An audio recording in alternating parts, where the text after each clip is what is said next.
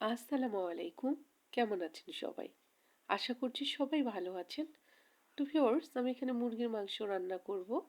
আমি পেঁয়াজ মরিচ সবকিছু ভেজে নিচ্ছি।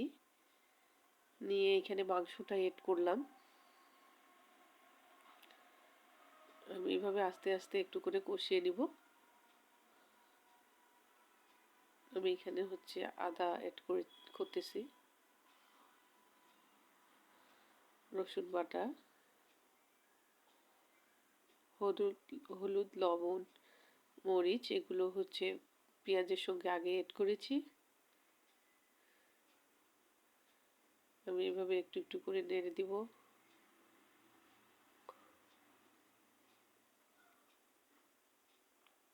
দেখতেই পাচ্ছেন, সাথেই থাকেন। আর ভিডিও ভালো লাগলে অবশ্যই লাইক কমেন্ট শেয়ার করে দিয়ে পাশে থাকবেন, দোয়া করবেন আমার জন্য। আমি আপনাদের পাশে আছি। ধন্যবাদ সবাইকে।